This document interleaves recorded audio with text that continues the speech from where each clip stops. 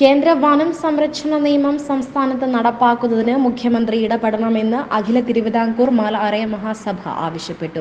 കഴിഞ്ഞ വർഷം ഇറക്കിയ ഭേദഗതി പ്രകാരം സർക്കാർ രേഖകളിൽ വനം എന്ന് രേഖപ്പെടുത്തിയിട്ടുള്ളതും നിലവിൽ മറ്റ് ആവശ്യങ്ങൾക്കായി പരിവർത്തനം വരുത്തിയതുമായ വനഭൂമി വനം എന്ന നിർവചനത്തിൽ നിന്നും ഒഴിവാക്കാൻ വ്യവസ്ഥ ചെയ്തിരുന്നു.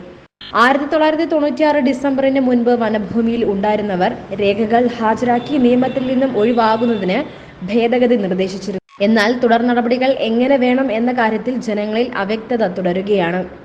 ഗവൺമെൻറ് ഓഫ് ഇന്ത്യയുടെ ഒരു വിജ്ഞാപനം കഴിഞ്ഞ 2023 പുറപ്പെടുവിച്ചിരുന്നത് കേന്ദ്ര ഗവൺമെൻറ്റിൻ്റെ വിജ്ഞാപനമാണ്. അതിൽ ഓഗസ്റ്റ് 4-ാം തീയതി ആണ് ഈ വിജ്ഞാപനം പുറപ്പെടുവിച്ചത്. കേന്ദ്ര ലെജിസ്ലേറ്റീവ് ഡിപ്പാർട്ട്മെൻറ്റാണ് ഇതിൻ്റെ ഉത്തരവ് പുറപ്പെടുവിച്ചിരിക്കുന്നത്.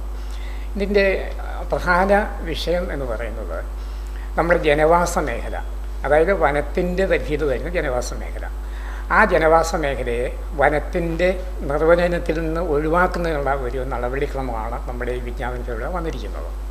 അപ്പോൾ ഇത് നമ്മളിങ്ങനെ ഒരു വാർത്താസമ്മേളനം വിളിച്ചു പറയാൻ കാരണം 2023 ഈ വിജ്ഞാപനവും കാര്യങ്ങളൊക്കെ വന്നെങ്കിൽ പോലും ഇതിൻ്റെ തുടർ നടപടികൾ ഒന്നും ഇതേവരെ ആയിട്ടില്ല എന്നുള്ളതാണ്. ഈ വിജ്ഞാപനത്തിൽ 2 പ്രധാനപ്പെട്ട കാര്യങ്ങൾ പറയുന്നു. ഒന്ന്, ഞാൻ ആദ്യമായി സൂചിപ്പിച്ചു, ജനവാസ മേഖല വനത്തിൻ്റെ പരിധിയിൽ നിന്ന് ഒഴിവാക്കുന്നു. അതിന് കേന്ദ്ര ഗവൺമെൻറ് ഒരു ടൈം പറയുന്നുണ്ട്. 1996 ഡിസംബർ 12 മുൻപ് ജനവാസ മേഖല പ്രദേശങ്ങൾ. പക്ഷേ ഇപ്പോഴത് നമ്മുടെ സർക്കാർ രേഖകളുടെ ഈ പ്രദേശങ്ങളൊക്കെ വനമാണ്. ആ ഒരു രീതിയിലാണ് ഇപ്പം ഉൾക്കൊള്ളിച്ചിരിക്കുന്നത്. അങ്ങനെ വരുമ്പോൾ ഈ വിജ്ഞാപനത്തിൻ്റെ പൂർണ്ണ തോതിൽ നടപ്പിലാക്കുകയാണെങ്കിൽ വർഷങ്ങളായിട്ട് വനത്തിൻ്റെ പരിധിയിൽ വരുന്ന പ്രദേശങ്ങളൊക്കെ നമുക്ക് വനസംരക്ഷണ നിയമത്തിൻ്റെ പരിധിയിൽ നിന്ന് ഒഴിവാകുകയും വനത്തിൻ്റെ പരിധിയിൽ നിന്ന് തന്നെ മാറ്റപ്പെടുകയും ചെയ്യും. അങ്ങനെ വരുമ്പോൾ ഇന്ന് നമ്മൾ കണ്ടുകൊണ്ടിരിക്കുന്ന ഈ വനനിയമങ്ങളുടെ തടസ്സങ്ങൾ മൂലമുണ്ടായിരുന്ന എല്ലാ പ്രശ്നങ്ങളും പരിഹരിക്കപ്പെടും. അതായത് ഗോത്രവർഗ മേഖലകളിലുള്ള പട്ടയങ്ങൾ, വികസന മുരടിപ്പ്, അതുപോലെ വനംവകുപ്പിൻ്റെ പല തടസ്സങ്ങളൊക്കെ സൃഷ്ടിക്കുന്നതെല്ലാം ഈ നിയമ ഭേദഗതി ഇംപ്ലിമെൻ്റ് ചെയ്താൽ അത് ഒഴിവാകും എന്നുള്ളതാണ് ഇതിൻ്റെ പ്രധാനപ്പെട്ട കാര്യം. ഇതിൽ 2 ക്ലോസ് ഉണ്ട്. ഒന്ന് ഞാൻ ആദ്യം പറഞ്ഞു കഴിഞ്ഞു, 2023 ഇത് വിജ്ഞാപനം. അത് 1996 ഡിസംബർ 12 മുമ്പ് ജനവാസ മേഖലയുടെ പ്രദേശങ്ങൾ, ഈ പ്രദേശങ്ങളെ കണ്ടെത്തുക എന്നുള്ളതാണ് ഏറ്റവും പ്രധാനപ്പെട്ട കാര്യം. ഇത് കണ്ടെത്തുന്നതിന് വേണ്ടി ഒരു ഉന്നതാധികാര സമിതിയെ നിശ്ചയിക്കണം എന്നാണ് കേന്ദ്ര ഗവൺമെൻറ് വിജ്ഞാപനത്തിൽ പറഞ്ഞിരിക്കുന്നത്. ഈ ഉന്നതാധികാര സമിതിയുടെ chairman chief principal conservator of forest ആണ് അതിൻ്റെ ചെയർമാൻ എന്ന് പറയുന്നത്. മറ്റ് അംഗങ്ങൾ അതിനകത്തുള്ളത് land revenue commissioner, forest research സ്റ്റേഷൻ്റെ ഡയറക്ടർ, സർവേ ആൻഡ് ലാൻഡ് റെക്കോർഡ്സിൻ്റെ ഡയറക്ടർ, നിയമവകുപ്പിൻ്റെ ജോയിൻറ്റ് സെക്രട്ടറി.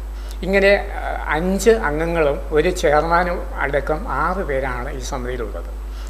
ഈ സമിതി ഇത്തരം പ്രദേശങ്ങൾ സന്ദർശിച്ചതിന് ശേഷം അവരുടെ റിപ്പോർട്ട് സംസ്ഥാന ഗവൺമെൻറ് കൊടുക്കുകയും സംസ്ഥാന ഗവൺമെൻറ് ഒക്ടോബർ 24 മുൻപായിട്ട് കേന്ദ്ര വനം പരിസ്ഥിതി മന്ത്രാലയത്തിന് കൊടുക്കുകയും ചെയ്യുക എന്നുള്ളതാണ് അതിൻ്റെ ആ ഒരു വിജ്ഞാപനത്തിൻ്റെ കാതൽ എന്ന് പറയുന്നത്. ഇപ്പം നമുക്കറിയാം, ഇത് ഇന്നിപ്പോൾ ഈ വിജ്ഞാപനം വന്നതിന് ശേഷം 5 മാസം നമുക്ക് നഷ്ടപ്പെട്ടിരിക്കുന്നു. ഡിസംബർ 1 മുതൽ 2023 ഡിസംബർ 1 മുതൽ ഈ നിയമ ഭേദഗതി വന്നതാണ്. വനസംരക്ഷണ നിയമ ഭേദഗതി 2023 ഡിസംബർ 1 മുതൽ നിലവിൽ വന്നു. പക്ഷേ ഈ ഉന്നതാധികാര സമിതിയെയും 16/5 ഗവൺമെൻറ് നിശ്ചയിച്ചതായിട്ട് അറിയാൻ കഴിഞ്ഞിട്ടുണ്ട്, ഈ ആദ്യം സൂചിപ്പിച്ച ഉന്നതാധികാര സമിതി. പക്ഷേ ഈ സമിതി മുഴുവൻ സെക്രട്ടേറിയറ്റിലുള്ള ഉയർന്ന ഉദ്യോഗസ്ഥന്മാരാണ്. പ്രിൻസിപ്പൽ ചീഫ് കൺസർവേറ്ററോ സർവേ ലാൻഡ് റെക്കോർഡ്സ് ഡയറക്ടറോ അതുപോലെയുള്ള ഉയർന്ന ഉദ്യോഗസ്ഥന്മാരാരും നമ്മുടെ ഫീൽഡിൽ വരിക എന്ന് പറയുന്നത് വളരെ വിരളമായിട്ടുള്ള കാര്യമാണ്. അതിൽ ചെയ്യേണ്ടത് ഉപസമിതികളെ ഓരോ തലങ്ങളിൽ നിശ്ചയിക്കുക എന്നുള്ളതാണ്. ഒന്ന്, ഉപസമിതികളെ ഈ പ്രദേശങ്ങൾ സന്ദർശിക്കാനും ഇത് ആപ്ലിക്കേഷൻ വാങ്ങുന്നതിനുമുള്ള ഉപസമിതികളെ രൂപീകരിക്കണം. അതുപോലെ തന്നെ ഏത് ഓഫീസാണ് ഈ ആപ്ലിക്കേഷൻ വാങ്ങേണ്ടത് എന്നുള്ള ഒരു നിർദ്ദേശം വേണം. ഇത് 2ഉം ഉണ്ടായിട്ടില്ല. അതായത് ഉപസമിതിയെ വെച്ചിട്ടില്ല, പ്രാദേശിക അടിസ്ഥാനത്തിൽ ഉപസമിതി ഇല്ല. ഏത് ഓഫീസിൽ എന്ന് എവിടെ വെച്ച് അപേക്ഷകൾ സ്വീകരിക്കും എന്നുള്ള കാര്യവും പറയുന്നില്ല. ഇതേവരെ അങ്ങനെ ഒരു പബ്ലിസിറ്റി വന്നിട്ടില്ല. ഇതിനായി വിദഗ്ധ സമിതി രൂപീകരിച്ചുവെങ്കിലും എല്ലാവരും ഉന്നത ഉദ്യോഗസ്ഥരാണ്. താഴെത്തട്ടിൽ അപേക്ഷകൾ സ്വീകരിക്കാൻ യാതൊരു ക്രമീകരണങ്ങളും സ്വീകരിച്ചിട്ടില്ല. വിദഗ്ധ സമിതി ഒക്ടോബർ 24-ന് മുൻപ് റിപ്പോർട്ട് സമർപ്പിക്കുമെന്നും പറയപ്പെടുന്നു. സമിതിയുടെ കാലാവധി തീരുന്നതിന് മുൻപ് രേഖകൾ ശേഖരിച്ച് പരാതി നൽകാൻ കഴിയുമോ എന്ന ആശങ്കയും നിലവിലുണ്ട്. നിയമ ആനുകൂല്യം എല്ലാവരിലും എത്തിക്കാൻ അഖില തിരുവിതാംകൂർ മലയറിയ മഹാസഭ ആദിവാസി മേഖലകളിൽ പ്രചാരണ പരിപാടികൾ നടത്തിവരികയാണെന്നും ഭാരവാഹികൾ പറഞ്ഞു. സംസ്ഥാന president K B. Sankaran, general secretary V P. Babu, treasurer V N. Rukmini എന്നിവർ പങ്കെടുത്തു.